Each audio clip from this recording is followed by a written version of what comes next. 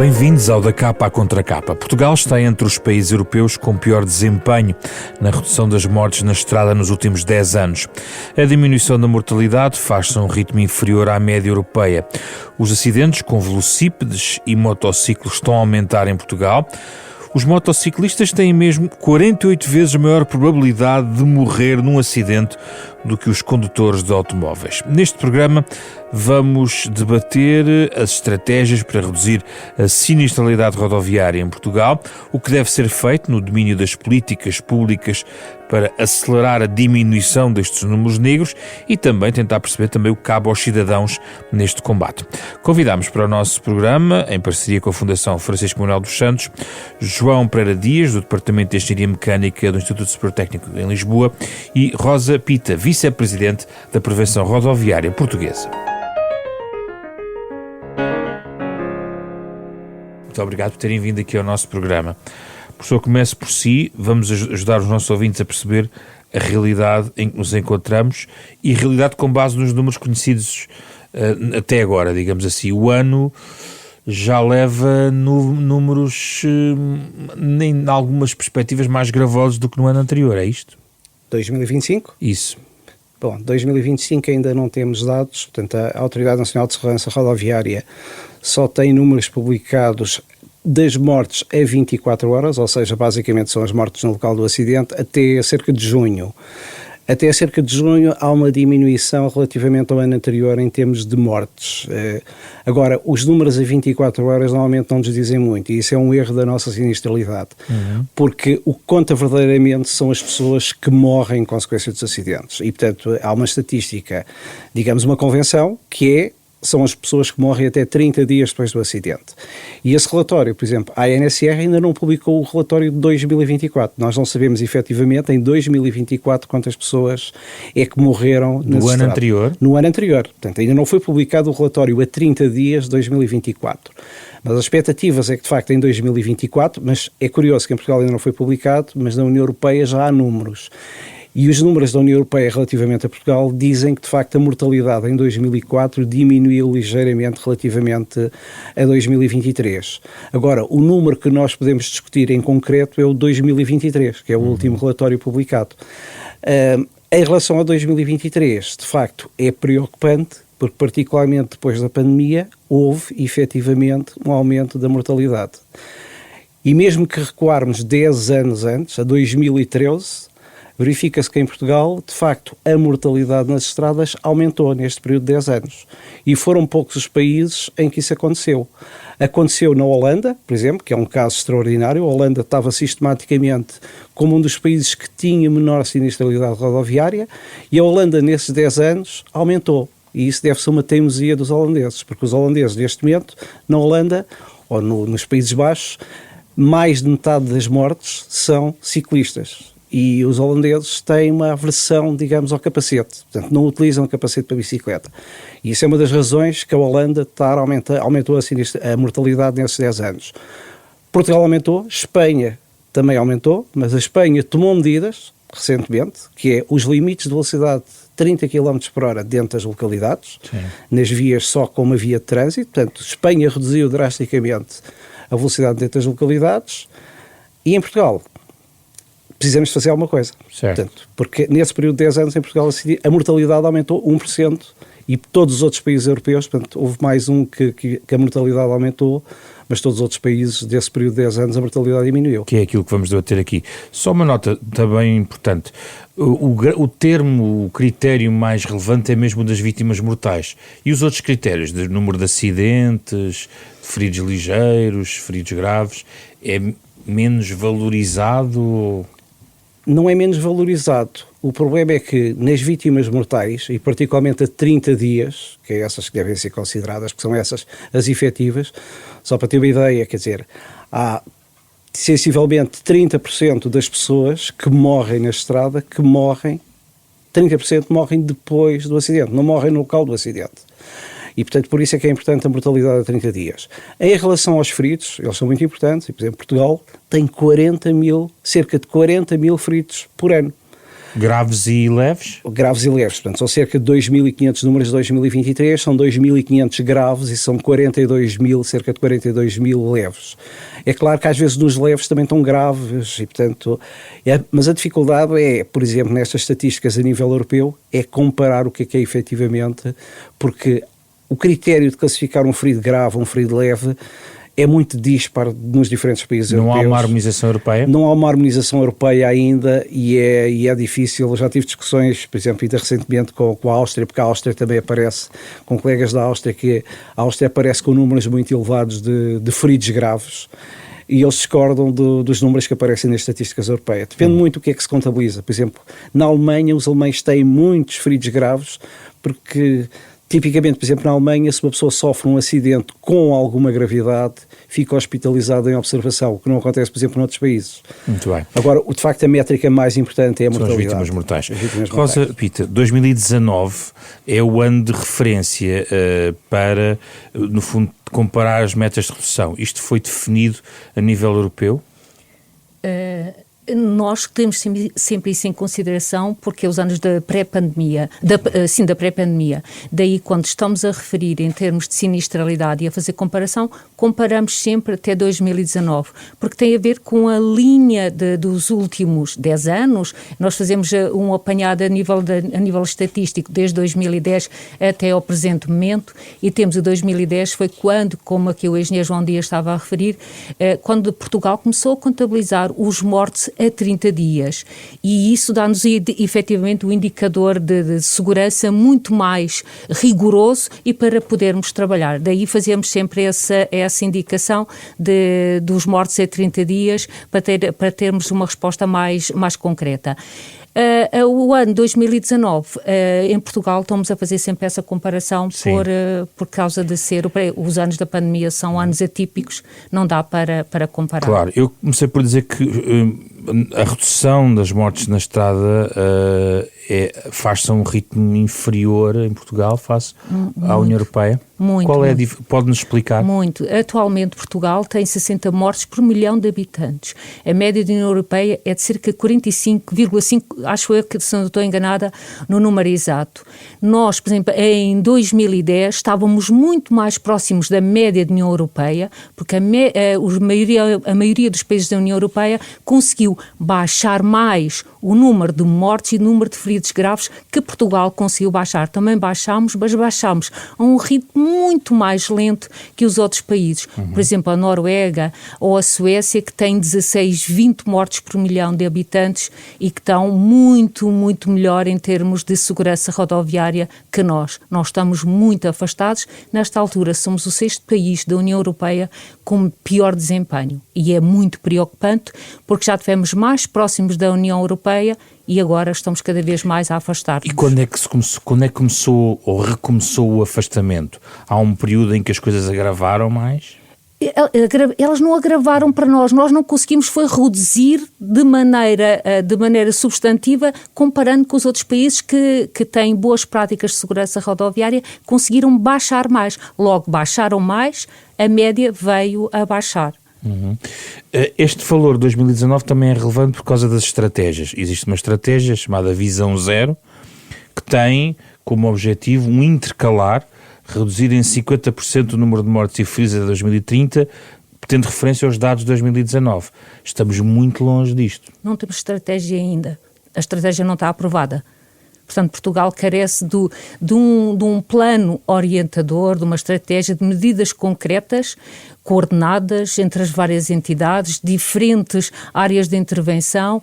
A estratégia está feita, mas não está aprovada ainda. Portanto, é 2020-2030. Recentemente, num evento em que estivemos presentes, referiu-se que ia agora, muito brevemente, portanto, a estratégia ou algo similar ia ser aprovado para corrermos atrás do prejuízo para conseguirmos até 2030 reduzir mais alguma coisa. Se quiséssemos cumprir este objetivo, teríamos que acelerar muito a redução da nossa sinistralidade, Sim, não era? Sim, é um bocado irreal conseguirmos, porque era 2030, estamos no ano, quase em 2026. Estamos a meio da década, não é? A meio da década, e são medidas, porque não são medidas a voo, são medidas pontuais que são necessárias em Portugal. É preciso medidas concretas, mas coordenadas, e que tenham efeitos efetivos e que perduram no tempo. Não são uma ação de curta duração que conseguimos atingir o objetivo. Já vamos às políticas públicas. Ainda sobre as estatísticas, falemos um pouquinho então aqui dos velocípedos e os motociclos, que têm vindo a aumentar a sinistralidade. Isto é reflexo deste ecossistema de entregas um pouco por todas as cidades. De onde é que vem este aumento? Bom, portanto, há aí duas questões. Uma, motociclos, outra, velocípedos. Exato. Ou bicicletas. Em relação às bicicletas, de facto, as novas tendências de mobilidade urbana levaram a que cada vez haja mais pessoas a utilizarem a bicicleta como meio de transporte.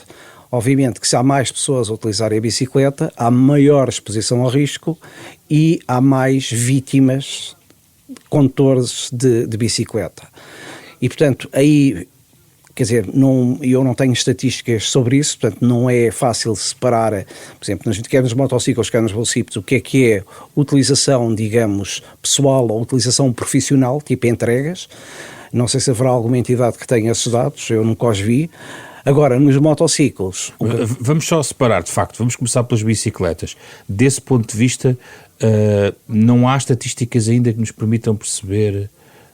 esta dimensão, ou pelo menos as razões pelas quais há esta sinistralidade, é isso? Não, as razões da sinistralidade é que o número de bicicletas em circulação, se quiser, tem vindo a aumentar enormemente. Portanto, há cada vez mais pessoas a utilizar a bicicleta. E havendo mais pessoas a utilizar a bicicleta, há uma maior exposição ao risco. Portanto, há mais acidentes com bicicletas. E há uma desregulação também aqui?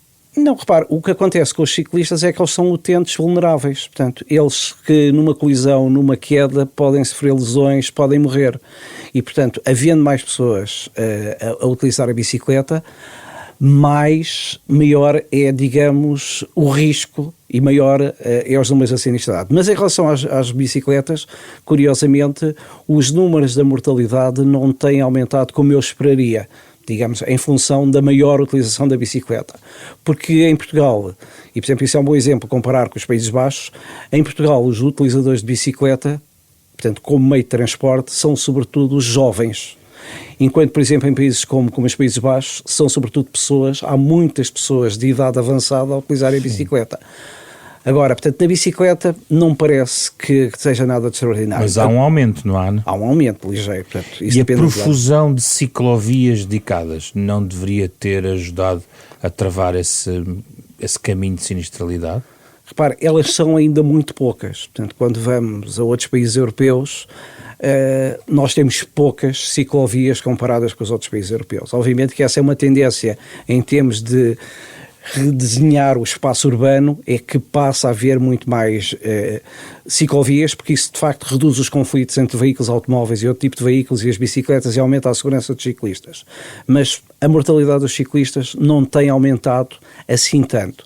A que tem aumentado imenso, e só para ter uma ideia, por exemplo, 2013, 2023, eu estou a falar disto porque há o relatório europeu de segurança rodoviária que foi publicado recentemente e que, como em Portugal, portanto, e digamos em todos os países europeus, o último relatório publicado em 2023 comparam num período de 10 anos.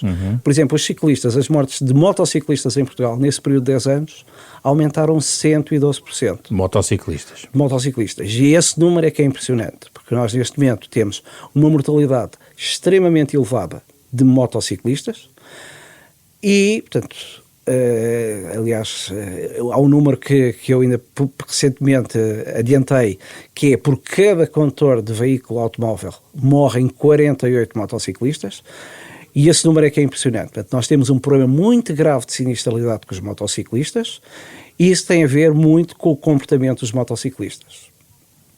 Não dos outros utentes da via? Isso é desculpa. Portanto, a desculpa dos motociclistas relativamente aos outros utentes da via é desculpa, por uma razão muito simples, e portanto é fácil de perceber pelas estatísticas. Cerca de 45% das vítimas mortais de motociclos, condutores de motociclos, são despistes. Portanto, não há outro veículo envolvido. Em quase metade das mortes não há outro veículo envolvido. Portanto, onde é que está o outro veículo? E depois, quando vamos aos outros 55% que há um veículo envolvido, a responsabilidade muitas vezes é do motociclista. E, portanto, a esmagadora, digamos, a maioria, claramente, a esmagadora maioria das vítimas mortais dos motociclistas é dos próprios motociclistas. Mas porquê que aumentou tanto? O que é que mudou? O que mudou é que, de facto, o número de motociclos em circulação nos últimos anos tem vindo a aumentar imenso. E, portanto, mais uma vez é como aos ciclistas. Há uma maior exposição a risco. Há mais motos a circularem, mais acidentes. Agora, isto, quer dizer, há países europeus que também tiveram um grande aumento da frota de motociclos, por exemplo, por causa das restrições do tráfego automóvel dentro das cidades, etc., mas, digamos, não se deu esse crescimento das mortes. Eu atribuo isso a um problema de comportamento. Portanto, nós todos os dias, quando circulamos na estrada, vemos, por exemplo, uma coisa que não vemos nos países do centro e norte da Europa, que é, por exemplo, numa via rápida, motociclos a passarem outros carros. Isso não existe noutros países da Europa. Em Portugal nós observamos isso. São comportamentos de risco. Eu vejo, por exemplo, ao fim de semana, IC19, eu moro muito afastado do IC19 e da A5, eu ouço os motociclos a circularem à noite, durante o dia, a velocidades que se ouve. São as tais corridas que também fazem? Portanto, são comportamentos de risco e, portanto, há um padrão de comportamentos de risco dos motociclistas que depois dizem que a culpa dos acidentes com eles é dos condutores dos outros veículos, quer dizer, e aqui é um problema de comportamento. Mas não faz uma associação direta, por exemplo, ao aumento de estafetas neste tipo de veículos? Repara, isso eu agora pegando nas estafetas. Estou só a provocar. Eu aprecio a sua provocação e vou-lhe responder com outra provocação, que talvez ajude a compreender. E tenho aqui uma senhora ao lado. Os homens têm a mania de dizer que as mulheres não sabem conduzir. Ora, as mulheres são condutoras muito mais seguras que os homens. Sempre que eu aplico métodos estatísticos, modelos matemáticos para comparar homens com mulheres, os homens como condutores de automóveis, como condutores de motociclos, como condutores de velocípedos, até com peões, conseguem ser mais perigosos que as mulheres. Porque conduzem a acidentes. Agora, repara, as mulheres, por exemplo, têm pequenos acidentes, toques de estacionamento, etc. Isso não é problema nenhum para a sociedade. O problema é quando as pessoas morrem ou ficam gravemente feridas. E, portanto, as mulheres têm muito menor risco. É um bocado estafetas. Eu vejo estafetas com alguns comportamentos de risco no trânsito, mas não os vejo circular a grandes velocidades. Portanto, o grande problema dos motociclos, e particularmente os acidentes reais que já me passaram pelas mãos, é as velocidades atingidas pelos motociclos. Excesso de velocidade. Excesso de velocidade ou velocidade excessiva. Portanto, para aquela via em exatamente. particular. E, por exemplo, um tipo de motociclo que me preocupa imenso em Portugal, e que existem imensos, são as motos desportivas, que atingem velocidades brutais e depois envolvem-se em acidentes com consequências catastróficas, não é? Uhum. Rosa Pita, gostava de ouvir também sobre esta questão. Há aí uma alteração, eu estava aqui para completar, há uma alteração na lei em que permitiu as pessoas com carta de condução de ligeiros a começarem a conduzir motociclos até 125 centímetros cúbicos. Houve aqui uma procura ativa em alternativa à condução do veículo ligeiro, deste tipo de veículo. Houve uma venda exponencial muito, muito acentuada de motociclos, uma procura e uma utilização maior, até mesmo o parque seguro aumentou imenso. Ou logo que faz com que haja mais pessoas a circular, mais motociclistas também a circular e que isso provoque mais acidentes. É associado a alguns comportamentos de risco que vemos no trânsito. Quando o trânsito está congestionado, tanto não circulam na via que estão destinadas, circulam entre os veículos, ora do lado direito, ora do lado esquerdo, com comportamentos deliberadamente de risco e que põem em risco a sua segurança. E depois são vulneráveis também, não é? Enquanto o veículo automóvel tem toda a estrutura deformável, tem medidas de proteção, o motociclista tem muito menos. O motociclo não está equipado como é veículo. Concorda com a ideia de que são os motociclistas que estão na base do seu próprio problema. Tem alguma vulnerabilidade associada a isso. A sua pequena dimensão também do contacto com o pavimento, as rodas, enquanto a estrutura de um veículo automóvel tem outra estrutura, outra estabilidade em que permite uma maior segurança. Sem dúvida alguma, é uma das nossas preocupações atuais enquanto instituição, que também são os motociclistas que têm aumentado a morte e os feridos em termos mortais, feridos graves e os feridos leves que não podemos descurar, que ainda há pouco estava a referir, porque são indicadores, quando há um aumento, são indicadores que há mais acidentes com vítimas e a probabilidade disso vir a aumentar é muito grande, daí ter essa... Para si a questão dos estafetas não é uma questão? As estafetas é também uma preocupação, vemos alguns com comportamentos de risco na estrada, não ter cuidados, não terem cuidados, estamos a falar já de motas de menor cilindrada por norma, mas têm alguns comportamentos de risco e que induzem nos outros também comportamentos e que têm que tomar mais atenção e mais medidas de prevenção. Como é que isto se liga com a questão dos títulos de condução, na perspectiva, em particular, dos motociclos? O título de condução liga-se com isso. Eu estou habilitada para conduzir um motociclo, mas se me colocarem um motociclo para conduzir, sinto que só estou habilitada. Sei andar de bicicleta com segurança, de motociclo nunca me atreveria, mas sou eu que tenho consciência disso. Não sei se todas as pessoas têm consciência que não chega a ir para a estrada. É preciso ter técnicas de condução para este tipo de veículos que não são as mesmas para um veículo Isso não devia automóvel. estar garantida a partir do momento em que é necessária uma habilitação? Mas isso, estou a dizer que para um ligeiro basta estar habilitado para conduzir um ligeiro e ficar habilitado desde que tenha mais de 25 anos, e faltava-me essa parte, podia-me também dar essa informação que agora não me estava a recordar, que tem a ver também com a faixa etária, com a idade dos mais jovens, têm outros comportamentos, daí pode conduzir um veículo destes, mas para isso a formação inicial, que é obrigatória, e a formação contínua é desejável e que não está muito a acontecer. Seria preciso mudar alguma coisa na formação para conduzir estes motociclos, na sua opinião? É uma boa questão. Sem dúvida que é preciso melhorar a formação.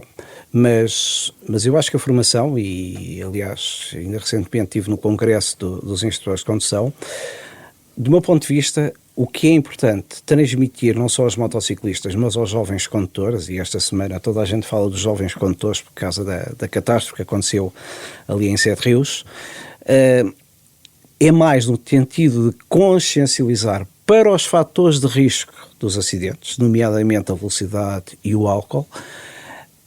E, por exemplo, nos motociclos é questão, e estávamos a falar de 125, já agora para complementar, e por isso é que me preocupa menos os estafetas, porque eles conduzem efetivamente motas abaixo dos 125. Se olharmos para a sinistralidade dos motociclos, vemos que a maior parte das vítimas, dos feridos, está nos motociclos, na classe de motociclos abaixo de 125 cm3. Mas a esmagadora maioria dos mortos está acima dos 125 cm3. Ou seja, os que têm os motociclos com menos de 125 cm3 são aqueles que os condutores eventualmente não tiveram formação. E o julgo que diz que o número de feridos leves desses veículos é superior ao que aparece nas estatísticas oficiais.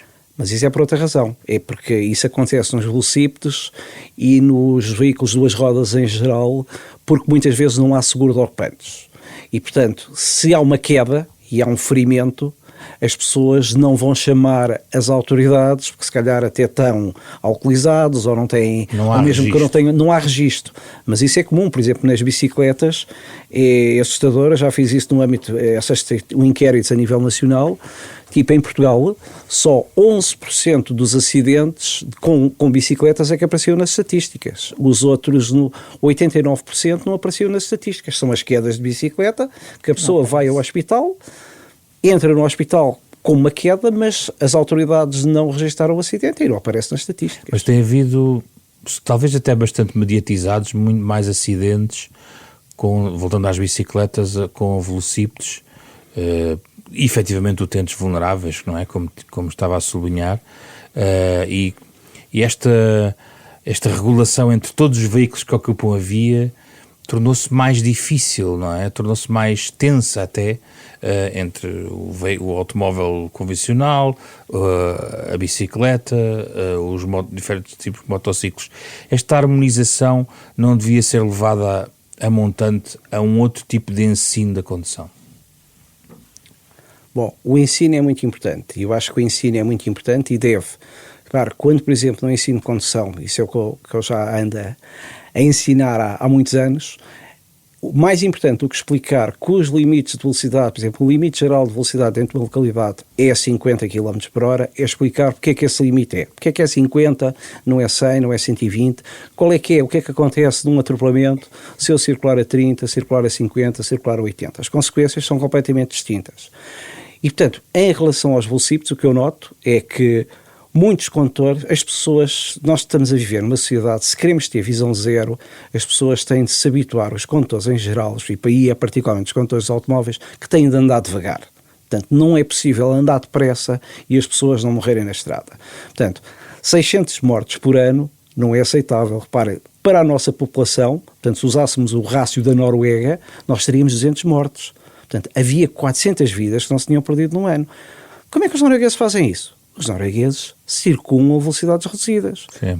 E, portanto, é preciso reduzir as velocidades. E, portanto, os condutores de veículos automóveis, em particular, têm de ter mais respeito pelos ciclistas, que são veículos lentos. E, portanto, essa coexistência tem de ser cada vez mais aceita. Eu noto, de facto, alguns comportamentos agressivos de alguns condutores relativamente aos ciclistas, porque eles vão devagar.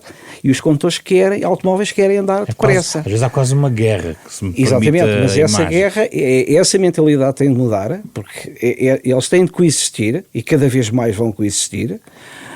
Aliás, a coexistência pode ser, como por exemplo, estou-me a lembrar Paris, em que a coexistência é eliminar os automóveis, e recentemente, por exemplo, Paris tem eliminado os automóveis de uma forma drástica, como já tinha acontecido noutras cidades europeias, Amsterdão, Copenhaga, etc. Mas voltando à questão da educação, é muito importante consciencializar e formar as pessoas para perceberem os fatores de risco. Qual é o efeito da velocidade nas consequências do acidente, qual é o efeito do álcool na produção do acidente, qual é o efeito da utilização de um smartphone, de estar a consultar as redes sociais enquanto se conduz. E essa formação é muito importante, explicando de facto às pessoas os riscos que estão associados a isso. Já lá vou. Ensino da condução, o que é preciso mudar aqui, na sua opinião?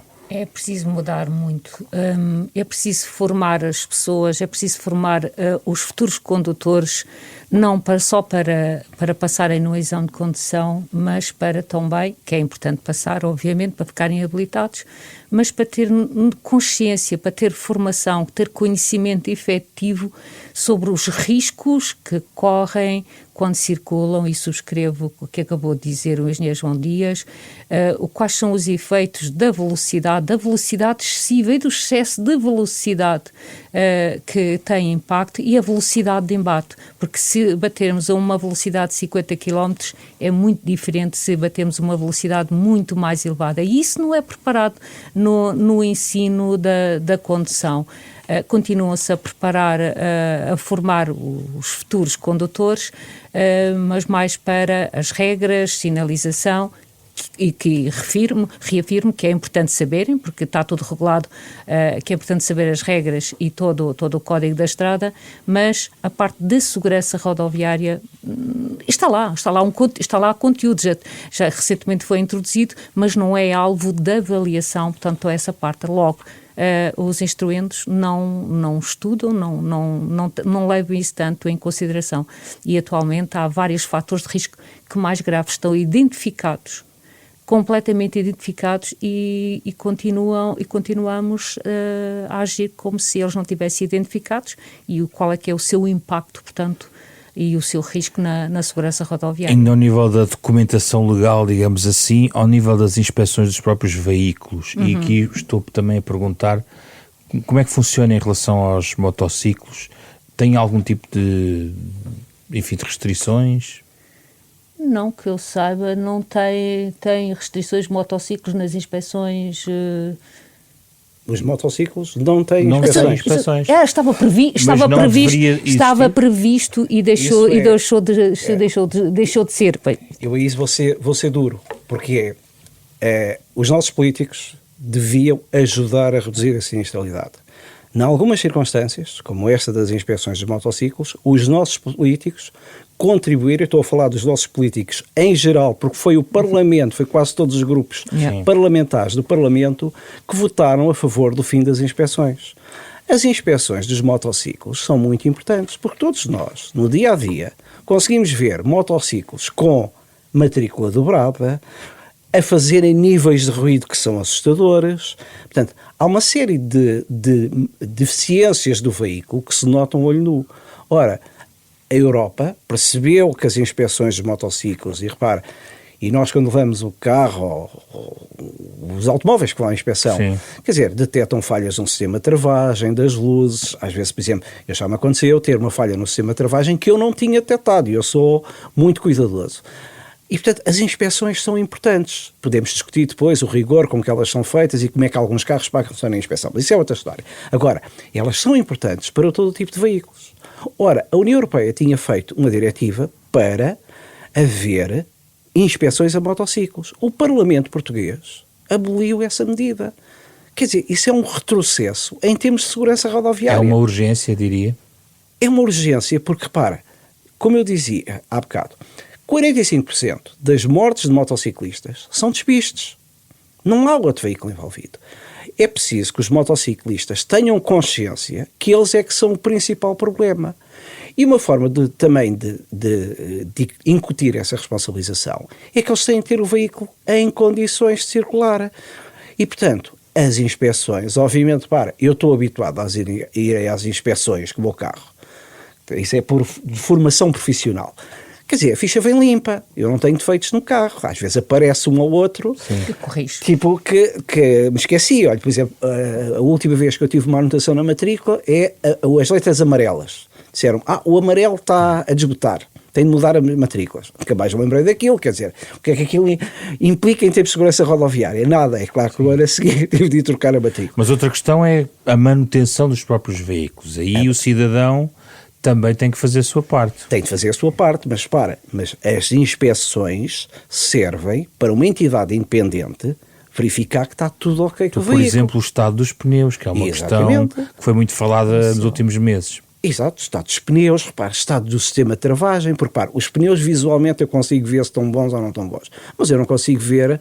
Uma pessoa não é fácil ver, por exemplo, se a jante está empenada, se o sistema de travagem está a funcionar devidamente ou não. E, portanto, isso são questões importantes que contribuem para a segurança. Desde o momento que o Parlamento vai abolir as inspeções aos motociclos, quer dizer, isto do ponto de vista é que não é só a medida em si, é a mensagem que transmite. Mas a recomendação da União Europeia é que se mantenha as inspeções e recomenda vivamente que seja feito, mas nós... Não, a União Europeia, isso depois não sei o que é que vai acontecer em termos legais... De diretiva, não é? Somos obrigados a transpor. Não, e por acaso eu troquei impressões com uma pessoa da Finlândia, porque a Finlândia tem uma coisa muito particular. A Finlândia também não adotou. E eu perguntei às pessoas que conhecem a Finlândia, digamos, à NSR lá do sítio, porquê é que vocês não adotaram? E a resposta dos finlandeses foi muito, muito curiosa, que é, nós temos muito poucos motociclos. Então o que é que nós fazemos? A polícia tem veículos especiais que faz, no fundo, esse controle, faz essas inspeções quando manda para os motociclos. Agora nós não temos nada. Portanto, a polícia não tem meios para fiscalizar a segurança dos motociclos. As inspeções foram abolidas. E, portanto, nós temos aí um problema grave. Sim, eu gostava de aproveitar só para fazer aqui um bocadinho de pedagogia em relação às causas dos acidentes. Globalmente, como é que podemos hierarquizá-las, as causas da sinistralidade rodoviária em Portugal? Excesso de velocidade, fadiga, distração, como é que hierarquizamos? Disse bem. Quer começar? Exatamente. Excesso de velocidade é sem dúvida a principal causa. Pois temos o álcool, que também tem um impacto direto na segurança rodoviária. Mesmo nos peões, nos passageiros também tem impacto na segurança rodoviária. Quando o passageiro, especialmente com os mais jovens, quando eles estão com os outros, se tiverem sob a influência do álcool, têm comportamentos diferentes. E quanto mais jovem, ou nas idades mais jovens, ainda o seu impacto é maior. Depois temos a distração, e a distração não temos só o telemóvel, temos todo o equipamento que está dentro do carro, que também distrai o condutor.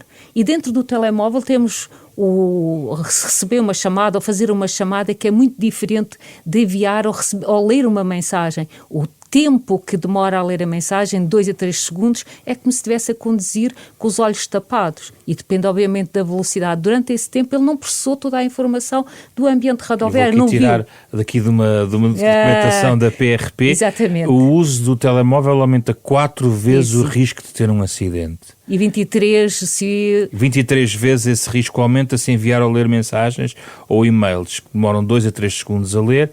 Se conduzir a uma velocidade de 50 km por hora, percorre cerca de 14 metros por segundo. Portanto, uma pequena distração faz a diferença. Faz toda a diferença num ambiente onde há muitos estímulos. Estamos a falar de ambientes urbanos, onde há muitos estímulos, onde há crianças, intersecções, um carro que se aproxima, não cede a passagem, que é uma das características quando está a falar ao telemóvel, ou quando está a usar o telemóvel, é não respeitar a regra de cedência de passagem, porque está preocupado com a conversa. A distração cognitiva é aquela que mais distrai o condutor, não é o falar. Não é o ir com o telemóvel na mão. Esse tem que é errado. Esse é aquele que dá coima, que em termos legais não é permitido. E que há aqui um estudo de autoavaliação, digamos assim, as pessoas entendem de facto que falar ao telemóvel na mão... Tem uma percepção de risco muito superior às outras, não é? Pois, mas depois quando perguntado se viu também isso, quando perguntou se utiliza o telemóvel na mão, já não é bem. Estamos abaixo da União Europeia na percepção e na aceitabilidade dos comportamentos de risco, porque tem aí duas partes, na aceitação e da percepção que têm, mas depois quando questionados se no último mês se utilizaram o telemóvel, referem que utilizaram. Mas falaram com o sistema mãos livres. Falaram. Não têm noção. A maior parte das pessoas não tem noção que mas não é deviam tão falar, perigoso. Não podem falar. Poder legalmente podem, mas em termos de risco rodoviário não há diferenças significativas entre falar com o telemóvel na mão ou falar com o telemóvel em mãos livres. Portanto, não há diferença em termos de comportamento. Queria acrescentar que... Já agora, porque o problema não é utilizar as mãos, o problema é que estamos a utilizar o cérebro. A cabeça, exatamente. E, portanto, esse é que é o grande problema. Há estudos, inclusivamente, que dizem que o sistema de mãos livres é mais perigoso usar o telemóvel com o sistema de mãos livres do que utilizando a mão. É? E a razão é muito simples, que é as chamadas tendem a ser mais longas e a frequência das chamadas tende a ser maior. Ou seja, a pessoa faz mais chamadas de mais tempo ou ocupa o cérebro durante mais tempo. E a exigência da conversa também pode ser maior e deixa de ir preocupado com o que se passa à sua volta e vai preocupado com a conversa que está a ter ao telefone. E depende da exigência da conversa também. Exato. Se for a dizer chego mais tarde, não tem impacto muito grande. Agora, se estiver a falar a decidir alguma coisa e que tenha que analisar e decidir, a exigência cognitiva é muito maior. Outra questão é a fadiga. Sim. Que contribuem 15% a 20% dos acidentes graves. Isto não é só os condutores profissionais de longas horas, são todos. E os jovens aí também têm uma particularidade. Os jovens, pelas suas características, também, para já têm tendência a dormir mais tempo que os outros. Precisam, não é? Têm tendência, precisam dormir mais horas. Logo, ficam mais fatigados se não dormirem as horas suficientes e afeta a condução. É para todos. A fadiga afeta todos. Mas há grupos de risco que são mais afetados. O que me chamou a atenção, por exemplo, há muita gente que trabalha por turnos, exatamente, não é? Por turnos. E, portanto, há aqui dificuldades na gestão. Na rotina, no ritmo biológico da pessoa, em ter essa harmonização, em ter esse equilíbrio. Mas aqui são as pessoas, os cidadãos que nos estão a ouvir, que têm que fazer este trabalho de... Sinal de alerta, parar efetivamente. E só dormir. Não, mas já agora voltando à questão inicial. Sim. Eu costumo distinguir, e em termos de, por exemplo, de investigação de acidentes, eu distingo sempre duas coisas. Uma é a causa do acidente e outra é a causa das lesões. Ora, acidentes, quais são as principais causas de acidentes? A principal causa dos acidentes são as distrações, seja com o telemóvel, seja porque olhou para o rádio, olhou para o GPS, estava a discutir com a mulher, com o filho. E, portanto, não é o excesso de velocidade? Estamos a falar de causas de acidente. Portanto, quando vamos aos acidentes em geral, e repare, estamos a falar... Os números, ainda eu estava a ouvir os números da ANSR, que são cerca de 100 e tal mil acidentes em Portugal, não são. Esses são os acidentes registados pelas autoridades. Na realidade, temos cerca de 700, 800 mil acidentes por ano em Portugal, que são aqueles que são reportados às seguradoras, que são aqueles toques de chapa que depois são reportados às seguradoras. E, portanto, nos acidentes em geral, são as distrações. Agora, quando vamos aos acidentes com vítimas mortais ou com feridos graves, eu costumo dizer que os motivos são três, que é velocidade, velocidade e velocidade. Porquê? Porque, é uma coisa muito curiosa, mas, por exemplo, o álcool, que é uma causa terrível de acidentes, porque, obviamente, que o comportamento da pessoa, as capacidades físicas, as capacidades cognitivas ficam completamente afetadas pelo álcool, mas o que acontece quando uma pessoa está muito embriagada? Ela já não consegue, digamos, andar a direito. Então tem um fator de compensação que é reduz a velocidade. Isso é uma coisa curiosa que eu já fiz, por exemplo, para os motociclistas, que é analisar os fatores de risco. E o maior risco do álcool, por exemplo, no motociclista, é quando a taxa está ali na casa dos 0,8. Porque depois, quando está acima de 1,2, o risco de morte e de lesões graves começa a diminuir, porque já não conseguem conduzir muito depressa. Agora, a velocidade, para mim, é o principal fator na origem das vítimas mortais. Portanto, e quando estamos a comparar outros países europeus, estamos a falar de vítimas mortais. As velocidades praticadas em Portugal, particularmente em ambiente urbano, não têm nada a ver com as velocidades praticadas em Espanha. Por isso é que Espanha tem muito menor sinistralidade que nós. E por isso nós temos mais sinistralidade dentro das localidades. Exatamente. Não é? É o efeito da velocidade. E é o efeito, porque para um peão, 30 km por hora, 50 km por hora, 70 km por hora fazem a diferença entre sobreviver e morrer. E, portanto, o limite entre as localidades em geral em Portugal é 50. Repare, em Espanha já é 30. A Grécia é o segundo país da Europa, e, portanto, a Grécia é um dos países da Europa que tem maior mortalidade nas estradas. A Grécia já adotou o modelo espanhol. Portanto, a Grécia, no início do próximo ano, vai implementar que o limite geral entre as localidades é 30, depois com algumas exceções. Portanto, quando há vias de distribuição de tráfego, vamos imaginar Lisboa, o limite era 30, mas depois a segunda circular, obviamente, não tinha 30. E, portanto, havia avenidas que são de distribuição de trânsito que também não têm 30, têm limites superiores. Mas porquê é que há tantos acidentes dentro das localidades? A principal razão que eu vejo não é tanto os acidentes é distrações. Agora, mortes é a velocidade. E depois, quando vamos para os acidentes de madrugada à noite, é a velocidade, é o álcool, não é? Porque, durante o dia não há assim tantos acidentes provocados pelo álcool. Há ao fim de semana, há à noite. Nem há durante o dia tantos episódios de excesso de velocidade? São mais noturnos episódios? À noite, a gravidade dos acidentes é muito maior, porque as velocidades praticadas são muito maiores. Sim. Completamente. Sim. De noite, para já as estradas estão mais livres, com vida a maior velocidade. Associado que à noite também, quem utiliza a estrada é outro tipo de utente da estrada. São pessoas que têm mais disponibilidade para sair, ou são mais uma vez os mais jovens que utilizam e gostam de conduzir com mais velocidade. A gravidade dos acidentes ao fim de semana também é diferente, e à noite é muito mais elevada, portanto, e de madrugada. Associado ao cansaço. Sim. Também, que pode também haver algum indicador então, disso. O excesso de velocidade numa autoestrada, fora da localidade, digamos assim, tem sido menos gravoso nos últimos anos, é isso? O excesso de velocidade, eu não me preocupa muito o excesso de velocidade das autoestradas, porque nas autoestradas não temos nem colisões frontais, nem colisões laterais, nem peões. O problema do excesso de velocidade é dentro das localidades. Repara, dentro das localidades e depois nas estradas nacionais, porque temos cruzamentos. Quando temos cruzamentos e entroncamentos, repara, os veículos automóveis são projetados, e os testes do Euro NCAP dizem que eles suportam uma colisão uma colisão lateral a 50 km por hora. Ora, se numa estrada nacional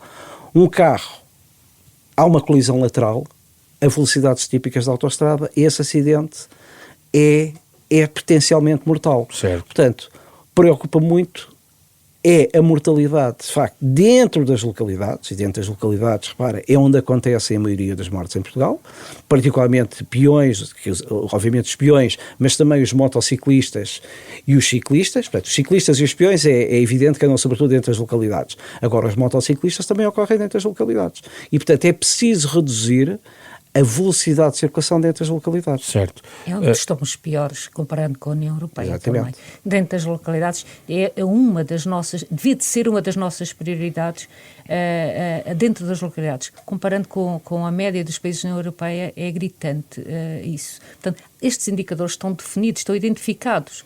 É preciso... Mas como é que se reduz? Políticas públicas, quer dizer, sobre esta matéria, implementando mais radares? Também. Mas para, os espanhóis adotaram uma postura muito interessante. Mudaram o Código da Estrada. O Código da Estrada em Espanha, neste momento, o que diz é o limite geral, o nosso Código da Estrada diz, o limite geral dentro das localidades é 50. Uhum. O espanhol e o grego, em 1 de janeiro do próximo ano, diz o limite geral dentro das localidades é 30. Agora, se as câmaras municipais quiserem, em algumas vias, impor limites superiores, ou então, por exemplo, os espanhóis também dizem, ok, se tem só uma via de trânsito em cada sentido, é 30. Se tiver mais do que uma, a Câmara Municipal pode dizer que é 50, etc. Portanto, isso, repare, isso é uma questão de política pública. Portanto, e desta questão que eu gostava também de ouvir sobre a responsabilidade das câmaras, quer dizer, da administração local e da administração central. As estradas municipais é da responsabilidade das câmaras. Obviamente tem que seguir as orientações nacionais, não pode ir contra o que está estipulado, não pode permitir que circule a mais de 50 km por hora, porque está imposto isso. Mas as câmaras têm autonomia para, dentro das localidades, definirem uma série de orientações para reduzir, portanto, a sinistralidade dentro. Uma infraestrutura mais segura também, estou-me a falar a tipos de vias. O estreitamento da via está diretamente associado à redução da velocidade, mas há uma coisa a ter em conta também. Também temos de ter em conta que as características do trânsito, quer-se que seja seguro e ao mesmo tempo que haja fluidez, tem que ser projetado de forma a haver fluidez, senão nunca mais saímos do mesmo lugar. Daí as câmaras têm essa autonomia. Atualmente, não sei bem como é que isso é feito, mas... Mas não houve uma aposta crescente de radares dentro dos grandes centros urbanos? temos muito poucos. Poucos para o que é necessário, é isso? Repara, eu costumo dizer que a Suécia, que tem uma população idêntica à nossa, eles têm, quer dizer, nós com o 5, etc., devemos ter menos de 200 radares. Na Suécia, há muitos anos que existiam 2.000 radares. Portanto, obviamente que os radares são importantes, mas já agora, outra coisa importante, e eu espero que um dia haja coragem política para fazer isso, é importante criminalizar os grandes excessos de velocidade. A Espanha já fez isso, a Noruega, que é o país exemplo na Europa, já fez isso. Ou seja, em Espanha, um condutor que exceda tipicamente 50 km por hora acima do limite, ele tem um processo de crime, como em Portugal tem contra o álcool. E obviamente que isso tem impacto. Os grandes excessos de velocidade, quer dizer, eu tenho feito isso nos últimos anos, por exemplo, andar nas autoestradas espanholas, eu não vejo carros a circularem a velocidades medonhas e muito menos das localidades. Em Portugal vejo.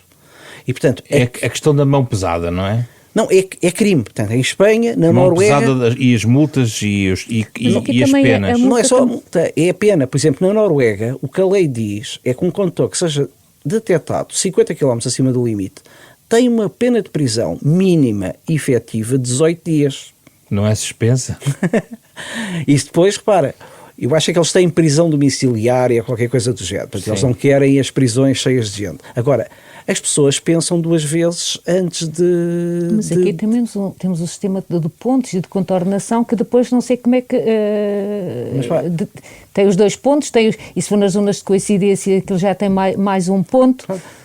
Mas em Portugal o que acontece é o álcool acima de 1,2 gramas por litro de alcoolemia é crime, e se eu andar a 200 dentro de uma localidade não é crime, e portanto isso é completamente absurdo. É preciso criminalizar os grandes excessos de velocidade, particularmente dentro das localidades. E baixar os limites do álcool, não? Reorganizá-los. Repara, de 0,2, portanto, neste momento há dois limites do álcool, nós costumamos dizer que é 0,5 limite, mas há dois limites. Há o 0,5 para os condutores em geral e há o 0,2 para os condutores profissionais e para os jovens.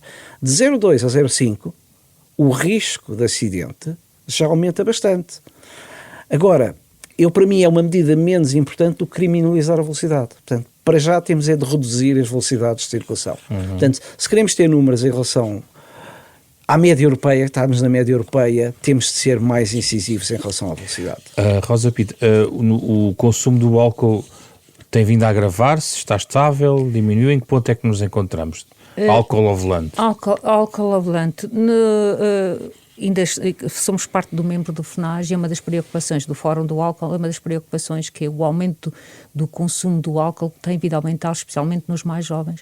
E também o outro efeito de beber muitas quantidades de álcool num curto espaço de tempo, e isso tem um impacto muito grande logo nos efeitos e nas consequências do álcool. A dificuldade de perceber o que se passa à sua volta, da percepção, da análise do ambiente rodoviário e depois das decisões, tem Mas é logo... só nos mais jovens ou também noutra população? Eu julgo que tem aumentado um bocado em geral. Não tenho aqui dados em concreto, Sim. mas tem aumentado, que é importante ver. Não há aqui também boas notícias, ou seja, por exemplo, sistemas de retenção, a questão do cinto de segurança. Sim. Quer dizer, eu lembro-me, há muitos anos... Isso foi uma grande batalha. Sim. Tornou-se automático colocar um cinto. Antigamente Sim. Não era, há muitos anos. Agora é tipo um gesto automático, é Sim. como entrar em casa, limpamos os pés. Exato. É automático, para a frente, para o condutor é muito maior, o passageiro já é menos o passageiro da frente e atrás ainda há uma grande falha. Os passageiros atrás acham que não é tão importante como à frente e é igualmente importante. Vou aqui buscar os dados. Sim. Num choque frontal a 50 km por hora, o passageiro com 60 kg que viaja no banco de trás sem cinto é projetado para a frente com uma força equivalente a 3 toneladas. E se for um bebê, é quase projetado com uma força de 500 kg, meia tonelada. Por isso é que defendemos vivamente a utilização dos sistemas de retenção e os sistemas de retenção para crianças também, cuja utilização em Portugal aumentou muito para os mais pequenos. Os mais pequenos estamos a falar até 1 ano, 2 anos. A partir daí é quase total. Em estudos que fizemos ainda recentemente de observações, constatou-se que a utilização para as crianças é maior, mas à medida que a criança vai crescendo, a sua utilização vai sendo reduzida.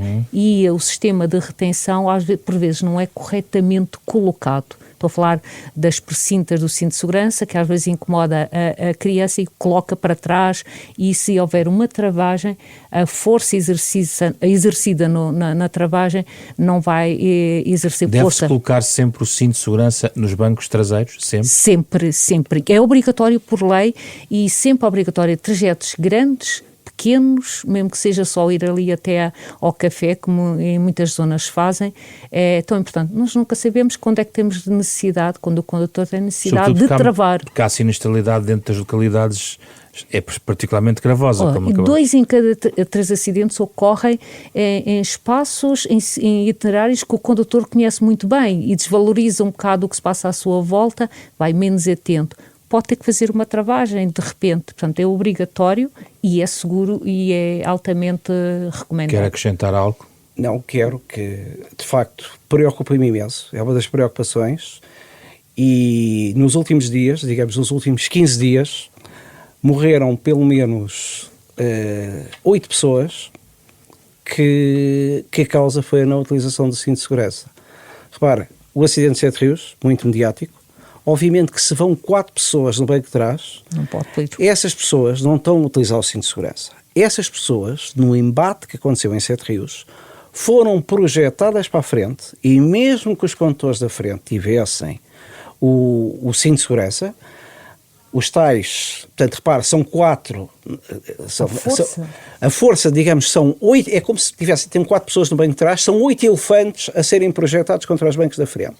Empurram os condutores da frente, mesmo que eles tenham cinto, contra o tablier, contra os airbags. Os airbags, quando o condutor está muito próximo do airbag, têm um efeito mais prejudicial, portanto não protegem, mas agravam as lesões. E portanto, eu acho muito estranho que em Sete Rios ninguém tenha conseguido sair do carro. Houve um incêndio, mas ninguém conseguiu sair do carro, o que significa que as pessoas que iam no banco de trás sem cinto foram projetadas para a frente e ficaram inconscientes. Outro acidente há cerca de 15 dias é em Évora, que há uma colisão de um carro que vai contra um autocarro. Os passageiros do banco de trás não estavam a utilizar cinto. Eu olho para aquele carro e digo assim: este carro não tem penetração, não tem deformações, tem grandes deformações, mas não houve penetração do habitáculo. Portanto, ninguém devia ter morrido naquele acidente. Porquê é que morreram pessoas naquele acidente? Porque os passageiros de trás, que não estavam a utilizar o cinto, foram projetados para a frente, esmagaram os condutores, os passageiros do banco da frente, e morreram 2 pessoas e 3 ficaram gravemente feridas.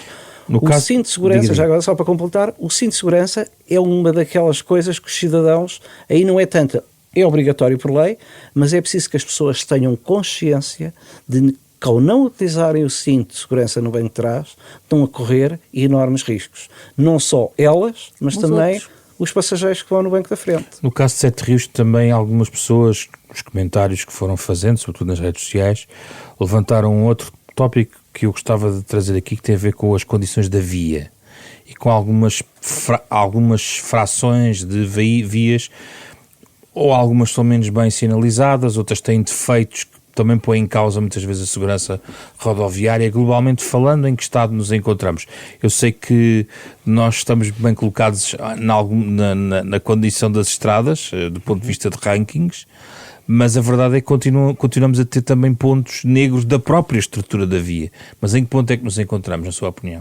Repara, pronto, em relação ao acidente de Sete Rios, obviamente que a PSP está a recolher todos os vestígios deste evento e depois vai analisar aspectos relacionados com o condutor. Portanto, obviamente que há de haver questões relacionadas com álcool, drogas, outros aspectos relacionados com o condutor, porque apesar dos corpos terem ficado carbonizados na autópsia, é possível determinar, por exemplo, o estado de alcoolemia. Aspectos relacionados com o veículo, pode ter rebentado um pneu, podia ter um problema de suspensão, etc. Agora, do ponto de vista da via, de facto, eu conheço bem a via, porque é uma daquelas... Eu para ir para casa, ou passo por aquele sítio exatamente, ou vou para a A5. E, portanto, faço aquela via muitas vezes. A via está bem sinalizada, tem um limite de 40, porque quando se aproximamos daquela zona, ela tem um limite de 40, porque, ao fundo, a curva é muito fechada. Portanto, é a curva quando se sai da Avenida das Forças Armadas para o Eixo Norte-Sul. A curva é muito fechada e, portanto, aquela curva já é difícil fazer a 40. Está sinalizado, tem lá a placa também de perigos de curva perigosa.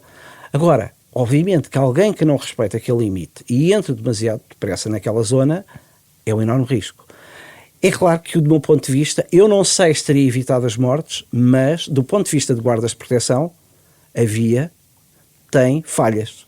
Porque tem guardas de proteção do lado direito, quando se desce, e não tem do lado esquerdo, precisamente do sítio em que o carro se despistou. Portanto, se tivesse lá uma guarda de segurança, eu não sei se o carro... Que amortecesse, não era? E, portanto, que absorvesse a impedisse o embate no pilar, porque o que causou, de facto, a gravidade daquilo tudo é a colisão com o pilar.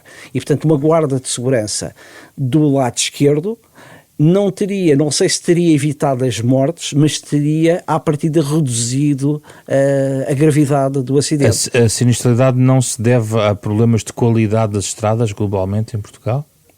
Repara, as nossas estradas, de acordo com as estatísticas internacionais, e há estudos sobre isso, são das melhores da Europa.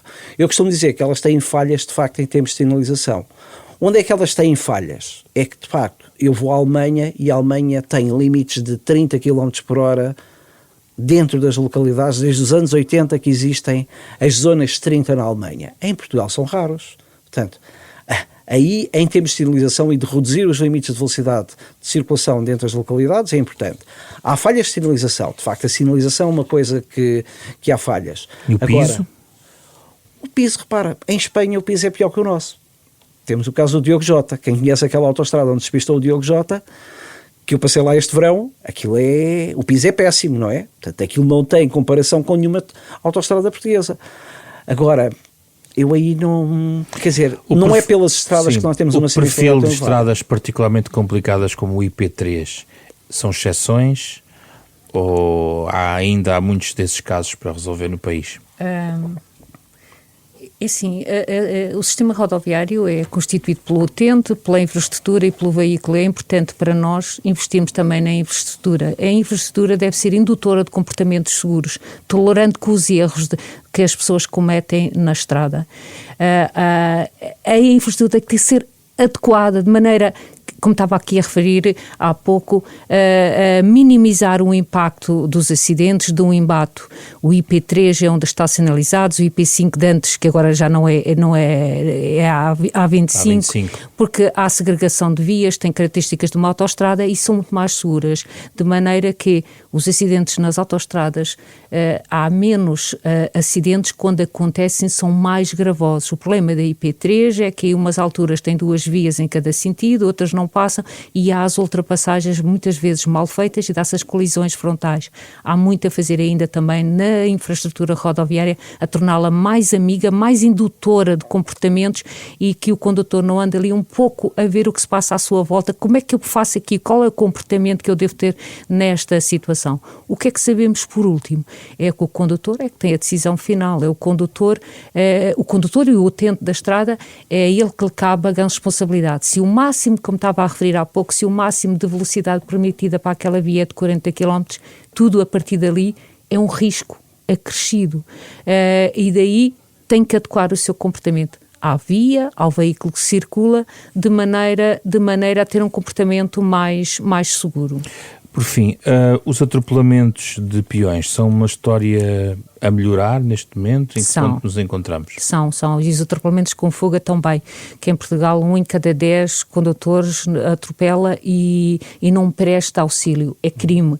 É uma das preocupações. Ainda recentemente tivemos a ver isso com alguma preocupação. E dentro das localidades, então, os atropelamentos, dentro das localidades que existem mais utentes vulneráveis, nomeadamente os peões, ainda é preciso ter uma preocupação maior. Com as crianças, ainda mais, e com os idosos, em que os idosos, dada a sua debilidade física, morrem mais após um atropelamento. As crianças e os jovens têm uma capacidade de uma resistência maior, morrem menos, mas em termos de feridos leves e até mesmo feridos graves, é um indicador.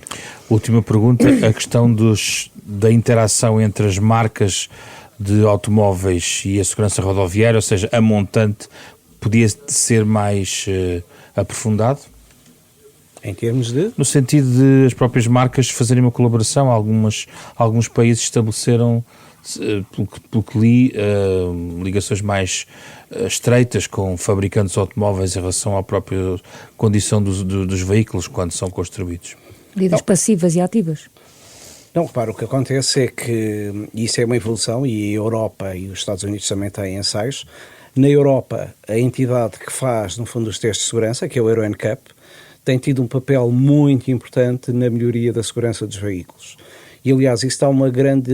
Aí nota-se também uma grande diferença entre os automóveis e os motociclos. Repara, nas últimas décadas, os automóveis evoluíram imenso em termos de segurança ativa e segurança passiva. Primeiro numa ótica de segurança passiva e mais recentemente numa ótica de segurança ativa. Os motociclos praticamente não evoluíram nada. Repara, hoje em dia nós temos, e aliás isto basta ver, por exemplo, a última classificação dos últimos testes do Euro NCAP, um carro moderno, e portanto isso também é outra coisa que é, para reduzir a sinistralidade também é muito importante, substituir o parque automóvel mais antigo, porque de facto, eu andei com Fiat Uno nos anos 90, eu hoje quando olho digo assim, quer dizer, eu não sei como é que não morri, porque aquilo não era verdadeiramente um carro, aquilo era uma lata com rodas. E portanto, hoje em dia, repara, tem sistemas de travagem automática, de detecção da linha, e se deixar dormir, por exemplo, fadiga num carro moderno, se deixar dormir e ele tiver um sistema de detecção de linha, não tem um aviso, ele segue a linha. Os mais recentes já seguem a linha. É mais do que o aviso, portanto, ele vai, não deixa cruzar a linha, porque não está a fazer pisca, e depois acaba por abrandar e parar. E, portanto, há uma série de dispositivos de segurança nos automóveis, quer ativos e passivos. Repara, por isso é que os países nórdicos, particularmente, por exemplo, países como a Suécia, reduziram bastante. Tem muito a ver com a segurança dos automóveis. Muito obrigado pela vossa presença, Rosa Pita e João Pereira Dias. Obrigado por terem vindo falar connosco sobre a possível redução da sinistralidade rodoviária em Portugal. Nesta Capa à Contra Capa, programa da Renascença em parceria com a Fundação Francisco Manuel dos Santos. O genérico original deste programa é do pianista Mário Lajinha. Versão integral da nossa conversa está em podcast nas plataformas digitais habituais. Fizeram o programa esta semana Beatriz Garcia, João Campelo, Ana Marta Domingues e José Pedro Frazão. Na próxima semana voltamos para conversar sobre outro tema neste espaço.